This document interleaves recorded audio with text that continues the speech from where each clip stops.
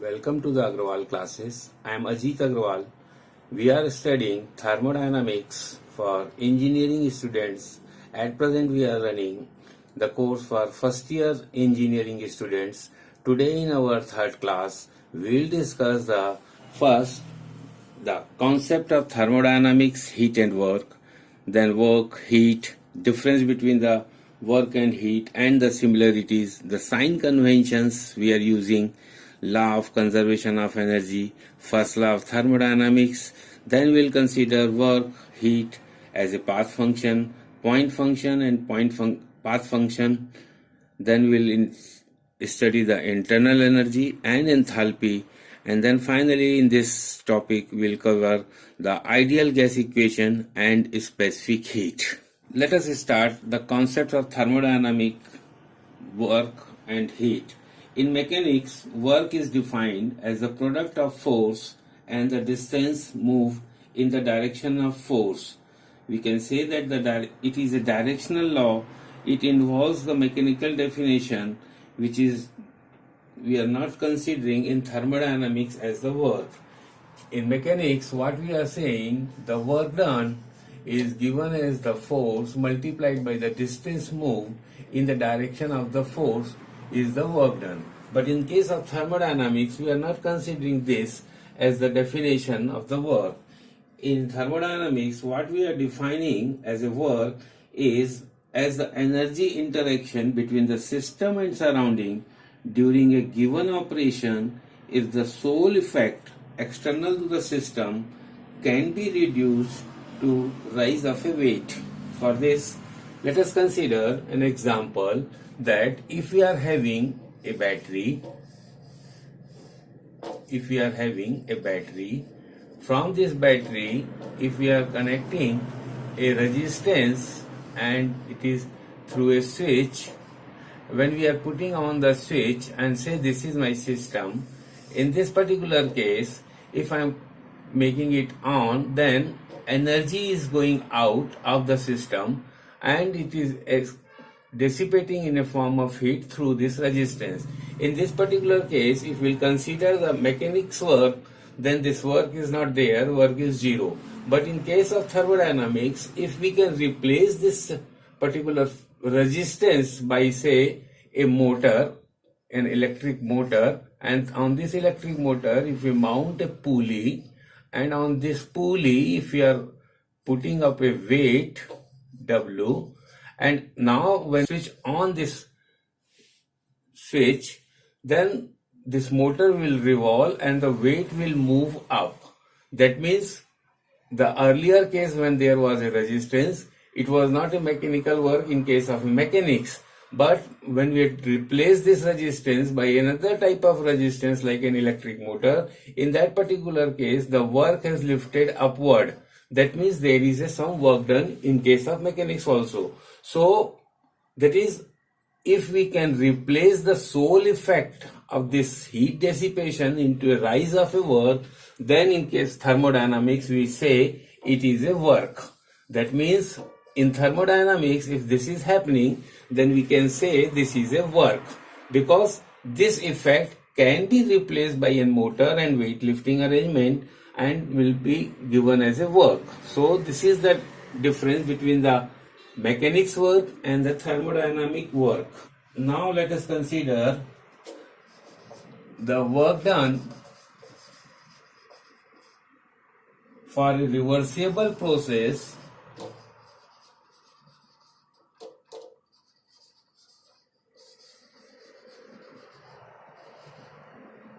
in a non-flow process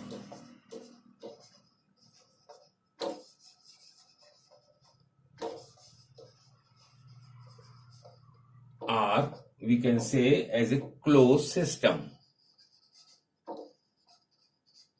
Here we are going to derive a formula for the work done in a reversible process and in a non-flow process or a closed system. What are the meaning of this?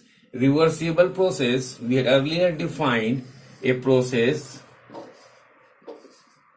like this. A process is taking place from 1 to 2, and if we know each and every point in the process and at each and every point there is an equilibrium, then the process path, if you will join these points, then this particular is known as a process.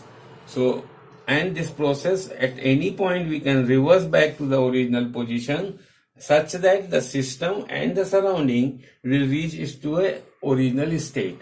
And the second is non-flow process or closed system. We already know that the non-flow process or closed system, a closed system is one where there is no mass transfer, during the process.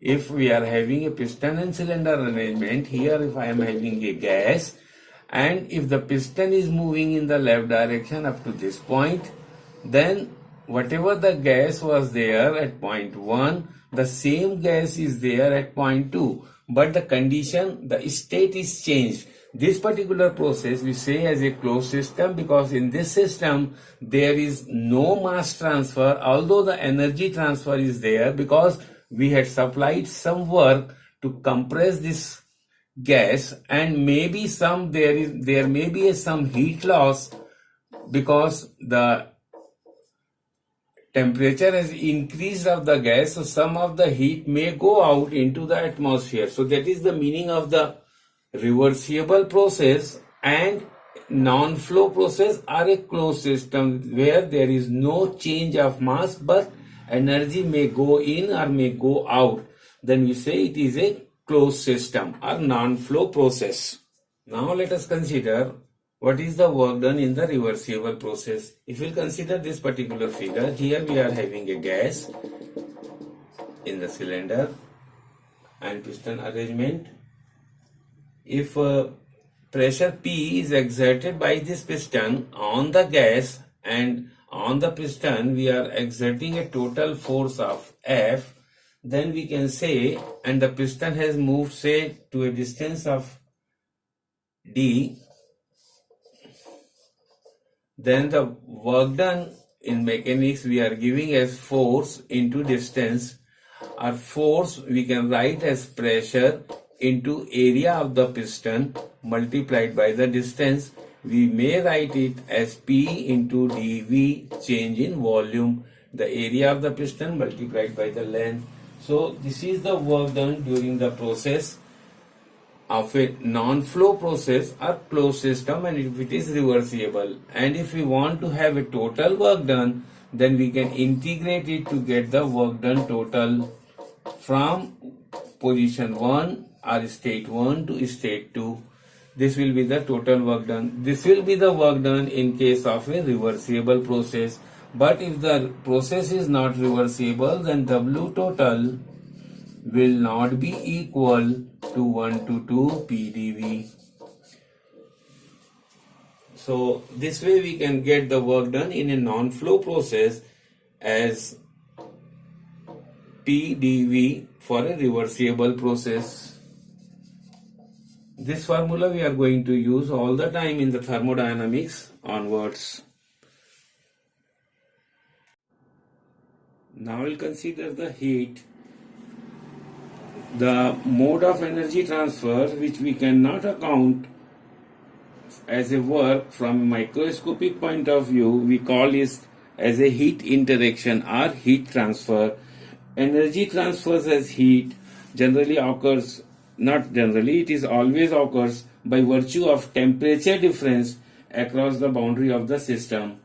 So what we are saying, the energy which is transferring across the system in or out by virtue of a temperature difference, because of the temperature difference, this energy transfer then we say as the heat. Now let us consider the difference between heat and work. Generally the difference between the heat and work depends on the system what we are considering. Say for example, if I am considering a geyser, in this the water is there, and if I am considering this water only as my system, and then I am supplying the energy from the battery, the coil will be heated up and the heated coil will transfer the heat into the water and the water temperature will increase. But if I am considering here, as I said, water only as the system, then the heat energy is transferred because this element is heated up and this is at higher temperature and water is at lower temperature. So heat is transferring from the element to the water. That means the system is receiving the heat. So in that particular case, this energy interaction will say as a heat. But if I'll consider this element also as my system, including the water, in that particular case, when I am supplying this energy here, this energy is supplied to the element and then element is heated up and then the heat is transferred. The system is taking place as it is. The process is taking place as it is. But in this particular case, I can change this element to some other thing and I can lift up the weight. So in that particular case, this energy interaction will be known as the work. So the difference between the heat and work, that depends on the system what we are considering. And otherwise, if we'll try to find out the difference between the heat and work, then we can say heat is basically an energy transfer. Heat is basically an energy transfer by virtue of a temperature difference. The energy transfer which is taking place because of temperature difference we say as heat. But in case of a work, it is something else other than temperature, the property other than temperature. Because of the energy is transferring, then we are saying it as a work.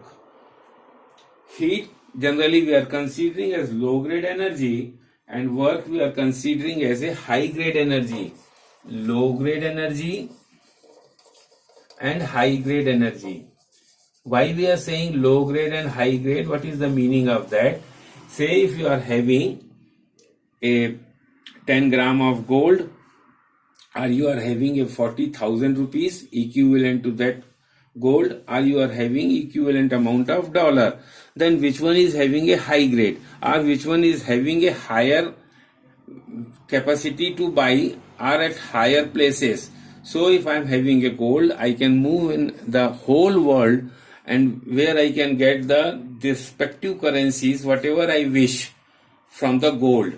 From the dollar I may also get the currency, different currencies, but in that particular case that there may be a limitation at some place. But if I am having a rupees, then definitely I am going to have a limitations that rupees cannot be converted easily into the gold or easily into the dollar. But on the other hand, again, if I am considering I am having say 40,000 rupees books or copies, that books or copies cannot be converted at any time into a gold or into a dollar or into a rupees of the same capacity.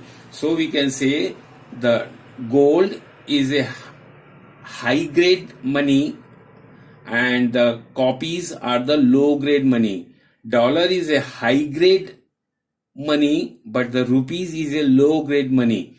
So that way the heat energy is a low grade energy because heat energy cannot be converted 100% into a work, but work can be converted 100% into a heat. So we say heat is a low grade energy. Whenever the heat interaction is taking place, some entropy generation is there. This we will study further when we will consider the entropy. But at this point only let us remember, whenever the heat transfer is taking place, there is an entropy generation. There is an entropy generation. Entropy is again a property that we will consider. And when the work transfer is there, there is no entropy generation. Then we can consider the example solar radiation passing through the window. They are the example of a heat, but the electric current passing through the conductor, here electric current passing through the conductor we can say as a work. Now let us consider the similarities between the heat and work. Both are the boundary phenomena and recognized at the boundary only. Heat and work are both the boundary phenomena. That is, whenever the energy is passing or going in or out through the system across the boundary to the surrounding or from the surrounding to the system. At this point only we can say it is either the heat or the work, otherwise it is the energy. So they are the boundary phenomena, they exist only at the boundary. System possesses energy but not heat and work. As I said, whenever they are going out, at that time they are either the heat or the work, but otherwise they are the energy. So system is having all the time the energy. Both are associated with a process, not a state. They are associated with the process that we will consider again, and then we will say that these are not the properties, and both are the path function, and their magnitude again depends on the path followed or the process we are following and the end states which we are achieving. So the work and heat are both the path function, that is the similarity between these. They are the path function, they are dependent on the path and the end state.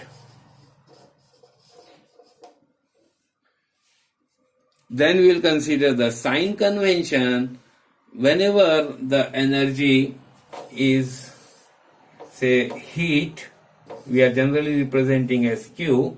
Whenever the heat is going into the system, we say as positive, and whenever heat is going out of the system, we say as negative. Whenever the work is supplied to the system, we are considering as negative, and when the work we are obtaining from the system, then we are saying as positive. For example, in the compressor we are supplying the work by an electric motor, we are supplying the energy. So the work supplied to the compressor we are considering as negative. But in case of an IC engine, we are obtaining the mechanical work out of engine, and because of that we run the vehicle. So here the work output is positive. Whenever we are supplying the heat to the system, that is, say if we are heating some pot by an heat, then we say the heat is supplied into the system, and as we kept the cup with a T on the table, the heat is going out because the temperature inside the cup is high and the atmospheric temperature is low, so heat is going out. So in that particular case, we will consider Q is lost. Energy is lost by the system. So that way we are taking the sign convention. Whenever the heat is going in, we are considering as positive. Work is going out, we are considering as positive. Whenever heat is given by the system, that is heat is rejected, then we are considering as negative. Whenever work is supplied to the system, we are considering as negative. Now we will consider the law of conservation of energy. This law states that energy neither be created nor be destroyed, but it can be converted from one form to another. That is, the energy you cannot create by any process and you cannot destroy it by any process, but you can convert it from one form to another. So this is known as the law of conservation of energy. Then we will start with the first law of thermodynamics. If we consider any system and a cyclic process means we are coming back to its original state. The system is coming back to its original state. It states that when a system undergoes a thermodynamic cycle, then the net heat supplied to the system from the surrounding is equals to the net work done by the system on its surrounding. That is, if we are considering a system here, and if during a process cycle we are supplying some amount of heat here, some amount of heat is going out, some supplying some work, and some work is going out, then the net heat supplied in the cycle may write like this: in a cycle, the integral sum of all the heat transferred into the system is equals to the sum of heat supplied during the cycle, sum of the work done supplied by the system during the cycle. So this can be written like this, where we can say this n with the integral sign is a cyclic integral, or we can write like this. So in this particular process, what we are going to consider that if a system is undergoing a cycle from say 1 to 2, 2 to 3, and 3 to 4, and 4 to 1, then in each process we will add up the heat which is supplied from the surrounding to the system, and that will be equal to the cyclic integral dq, and we'll equate this with the cyclic integral of work, that is during the process 1 2 2 3 3 4 and 4 1, how much work is done by the system, net work done. So these two will be equal. That is known as the first law of thermodynamics. I again define it. It states that when a system undergoes a thermodynamic cycle, then the net heat supplied to the system from the surrounding is equal to the net work done by the system on its surrounding. So that is cyclic integral of heat supplied is equal to the cyclic integral of the work done by the system. Then we are having some other definitions of the first law of thermodynamics. If we are considering a process for a closed system, if we are simply considering a process for the closed system like this, a 1 to 2 process, if we are considering, in that particular case, whatever the heat is supplied to the system is dq, and whatever is the work we are obtaining during this process is dW, then the difference of heat supplied minus the work done by the system is equals to du. This du is going to be a property known as the internal energy that we will define. Then this law, first law of thermodynamics, we can also define as for an isolated system. For isolated system, change in internal energy, as I said, du, u, dq minus dw is equals to 0, or the internal energy of the system remains constant, because in case of an isolated system, this heat transfer is 0 and this work done is also 0. So change in internal energy is 0. That means the total energy or the internal energy of the system remains constant.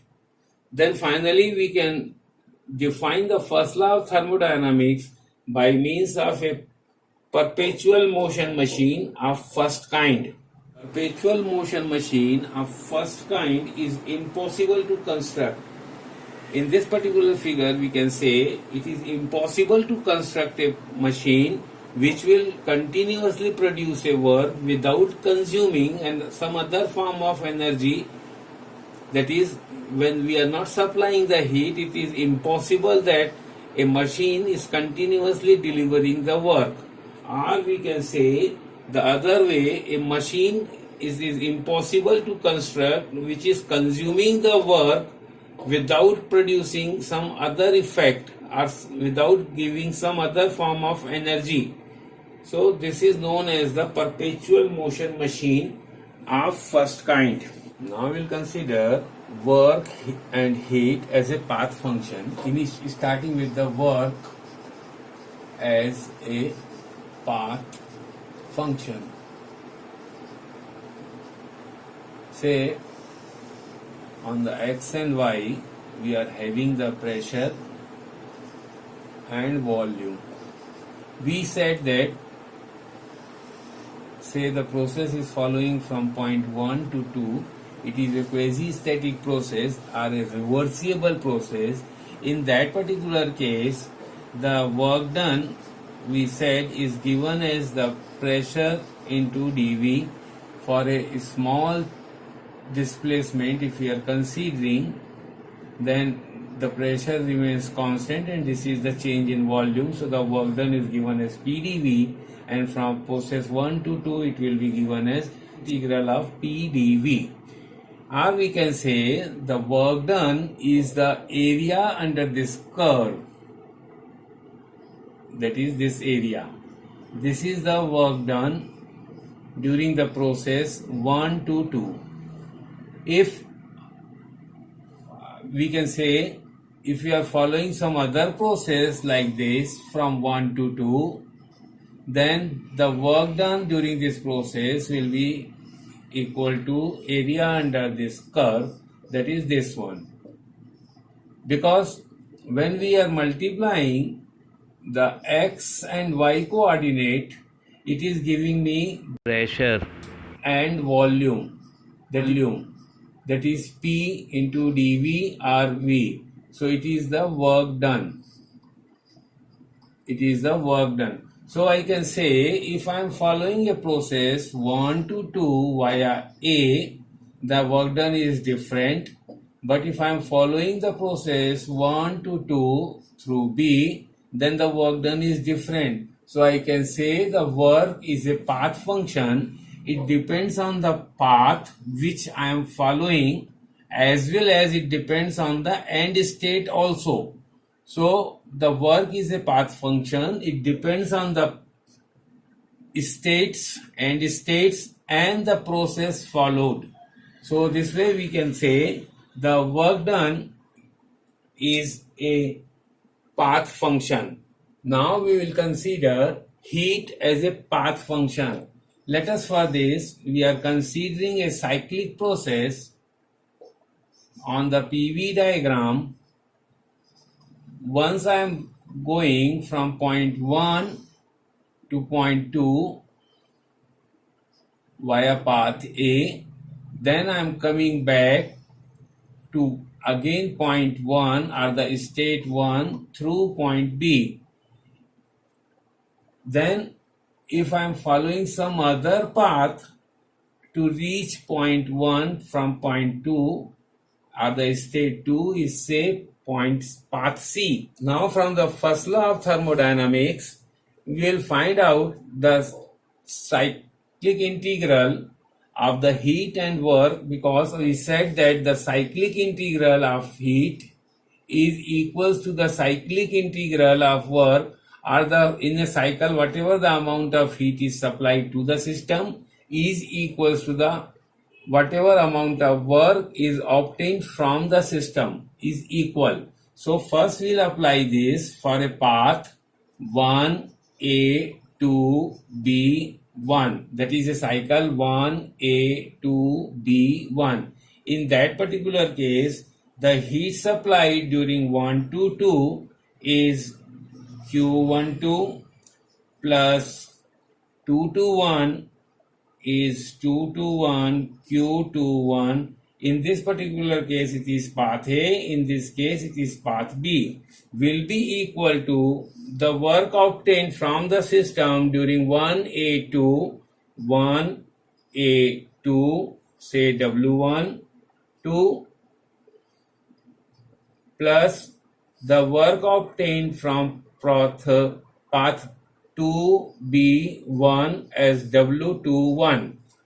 Similarly, if we will apply the same process, the first law of thermodynamics, for the other path cycle 1A2C1, in that case it will be 1A2 Q12 plus 2C1 Q21 equals to 1A2 W12 plus 2C1 W21. Say this is equation 1 and this is equation 2. From these two equations, if we will subtract, then what will happen? This and this will cancel out and we will be having 2B1 Q21 minus 2C1 Q21 is equals to 1B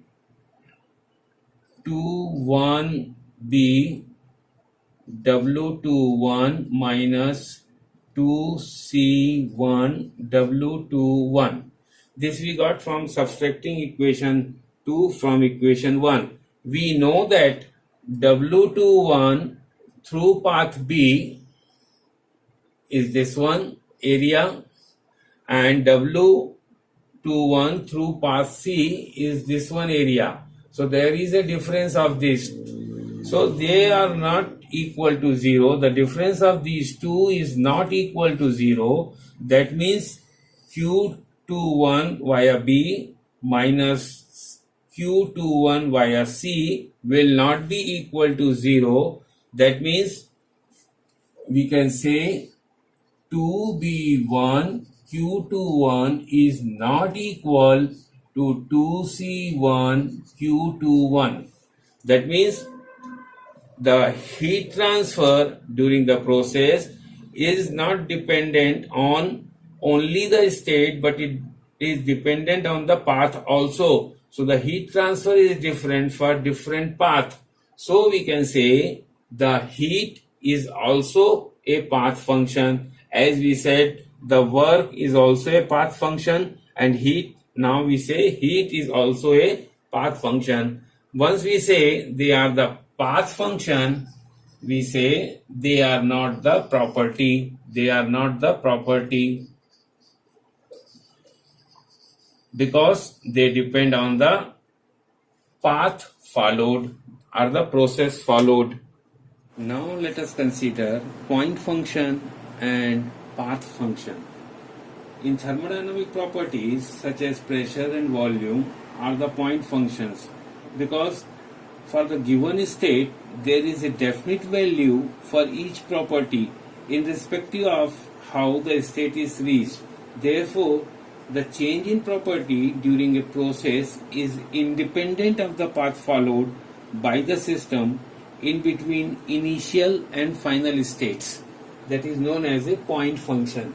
Say on the PV diagram, when we are saying we are following a path 1 to 2 via A, or we are following a path 1 to 2 via path B.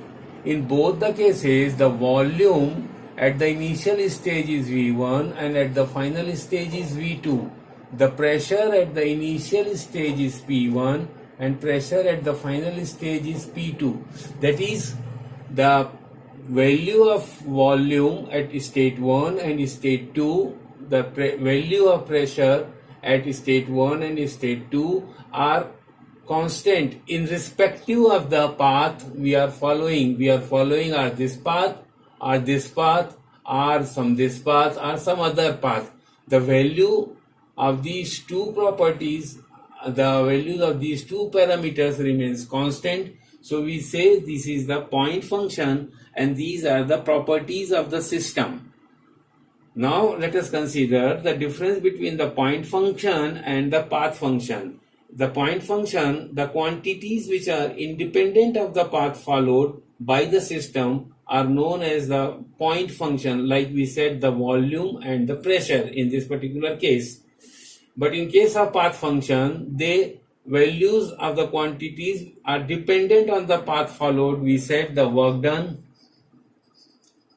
in this case is dependent on the path followed. If you are following this path, then this is the work done. If you are following this path, then this is the work done. So they are the path function. Every point function is a property of the system. That means the pressure and volume in this particular figure are the property of the system, but the work is not the property of the system.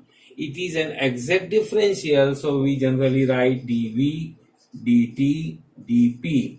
But in case of the path function, we write del W, del Q, because it is an inexact differential. The examples we know as the volume, pressure and temperature are the point function or the properties of the system, but the values W, work and the heat are the path function and they are not the property of the system. Now we will define the internal energy, and again we will prove that the internal energy is the property of the system. So we are considering, say, a closed system and completing a cycle once from 1A to B1, and the other time we are completing the cycle by 1A to C1. So by these two process and two process we are completing the cycle. So when we are completing the cycle by a process 1A2 and 2B1, In that case, from the first law of thermodynamics, we can say the total energy transfer in total heat transfer is equals to the total work obtained from the system during the cycle.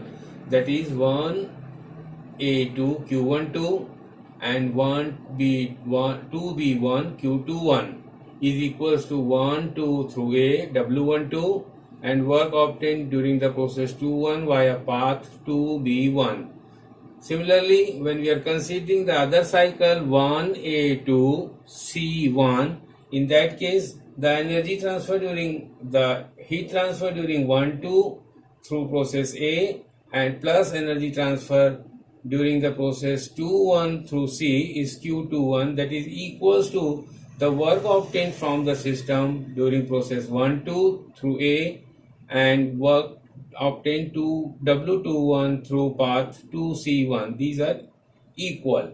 So equation 1 and 2, from the equation 1 2, if we subtract, we will get heat transfer during process 2B1 is Q21 minus heat transfer during process 2C1 is Q21. The difference of these two is equal to the work obtained during the process these two. We are taking the same side on the equation, the same process.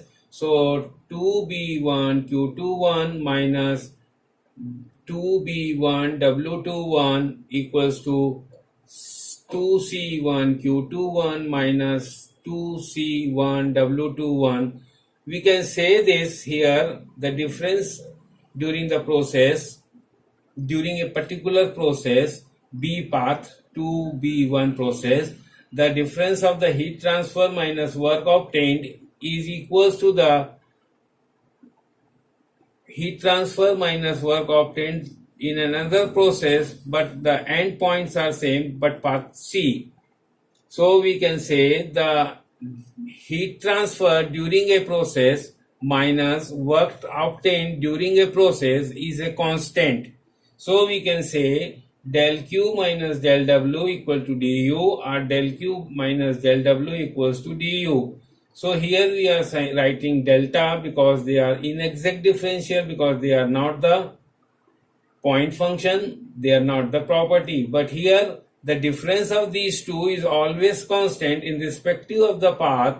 So we are writing as exact differential, and we are saying that this U, it is the internal energy and it is the property of the system.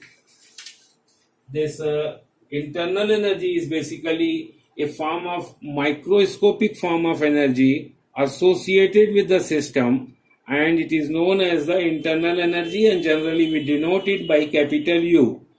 By microscopic form of energy, we mean that the form of energy related to the molecular structure of a system and the degree of molecular activities. These energies are independent of the outside reference frame. So this internal energy is basically a property of the system. It does not depend on the path followed, but it is the point function. It depends on the end states only. Now let us consider the enthalpy. Enthalpy is basically the sum of the total internal energy and pressure volume type of flow work, which is equals to the product of pressure and volume. So it is called as the enthalpy, and it is denoted by H. We write as enthalpy is equals to the internal energy and pressure volume type of flow work. It is P into V. Being a sum of property and the product of two properties, it is also a property of the system. So enthalpy is also a property of the system. Now let us find out the difference between U and H, the internal energy and the enthalpy. Internal energy is the sum of all the microscopic form of energy is called internal energy, but here enthalpy is the total of heat content of the body inclusive of pressure volume type of work. Change in internal energy is given by the mCv dt. This we will discuss in this class only. It is given by the dH equals to mCp dt, where Cp is the specific heat at constant pressure. The change in internal energy remains constant during the isothermal process, or where the temperature remains constant, but the change in enthalpy remains constant during the throttling process, because you cannot go for this equation that the temperature is constant, so enthalpy is zero, change in enthalpy is zero, or enthalpy is constant, because enthalpy is given by this H equals to U plus PV. If the temperature is not constant, the U is changing by this, but as the expansion or compression is taking place, so the P into V is also changing, but overall this remains constant as H is constant. This happens only in case of a throttling process. So that is the basic difference between the internal energy and the enthalpy. Now we will consider the ideal gas equation and specific heats. Ideal gas equation is the equation that relates the pressure, temperature and specific volume of a substance. We can write the ideal gas equation as PV equal to MRT or PV equals to RT, where V here is the total volume and mass M is in kg. But here it is the specific volume per unit mass, so capital V by M is a small v, and R is the gas constant, the units are kilojoules per kg Kelvin, and if you want to find out the value of R, then it is equals to the Ru by M, where Ru is the universal gas constant and the value of the universal gas constant is equals to 8.314 kilojoules per kg mole per Kelvin. This value remains constant for all the gases because it is universal gas constant, and to find out the gas constant we divide it by the molecular mass or molecular weight in kg of the gas. So for oxygen, if we need the value of R, here we will put the 32. If we need for the air, we will write down here MS29. For hydrogen, we will write MS2. So we will get the gas constant. This is known as the ideal gas equation. We say ideal gas equation because it is followed by an imaginary gas. In real gases don't follow this equation. They have certain variations in this equation. So we are saying it as an ideal gas equation, but it is approximately followed at a very high temperature and low pressure, with this particular equation is followed. Now let us consider the specific heat. Specific heat is defined as the energy required to raise the temperature of a unit mass of a substance by 1 degree. Or we can say the energy required to raise for a particular mass m by a delta T temperature is given as delta Q heat supplied is equals to mc dt, where C is the specific heat and delta T is the change in temperature and m is the mass. If we will consider mass as 1 kg, C is the specific heat and temperature rise is 1 degree, then the amount of heat required is equals to the specific heat of the substance. That is the definition. The specific heat defined as the energy required to raise the temperature of a unit mass of a substance by 1 degree. In case of a liquid, there is only one specific heat, but in case of a gas, there are infinite number of specific heats, but we are considering only two type of specific heats, one at the specific heat at constant volume and the other the specific heat at constant pressure. That is the change in the what is the specific heat or the heat capacity of the gas when the process is at constant volume and when the process is at constant pressure. So at that particular time the heat capacity or the specific heat is known as the specific heat at constant volume and specific heat at constant pressure. It is given by Cv equals to du by dt when the process is a constant volume process. When the process is constant volume process, then the change in internal energy per unit degree centigrade is equals to the Cv, the constant specific heat at constant volume. Specific heat at constant pressure is given by Cp equals to dH by dt when the process is at constant pressure process. We can derive the relation Cp minus Cv equals to R, the gas constant. To derive this equation, we'll use this enthalpy is given as U plus flow work PV. PV can be written as RT in as from the gas equation. So U plus RT. Now differentiate it. So you'll get dH equals to du equals to R dt as R is constant. This dt we are taking on the other side and u is transferring. So dH by dt minus du by dt equals to R, that is Cp minus Cv is equals to R. So this is the relation which we are going to use when we are solving number of problems. Then Cp minus Cv, Cp by Cv is taken as gamma, the specific heat ratio, and for air it is value of this gamma is equals to 1.4. Cp, the value for air is 1.005 kilojoules per kg Kelvin. Value of Cv is equals to 0.718 kilojoules per kg Kelvin, and gas constant for air is 0.287 kilojoules per kg Kelvin. The value of gamma, the ratio of specific heat, is equals to 1.4 for the air. So this way we had covered today in the class 3 concepts of thermodynamic of heat and work. What is work, what is heat, difference between the heat and work and the similarities between the heat and work, sign conventions for the work and heat, law of conservation of energy, first law of thermodynamics, work and heat as a path function. Then we discuss what is point function and path function, internal energy and enthalpy, and finally we had discussed the ideal gas equation and specific heat. In the next class, we will apply the first law of thermodynamics to the closed systems.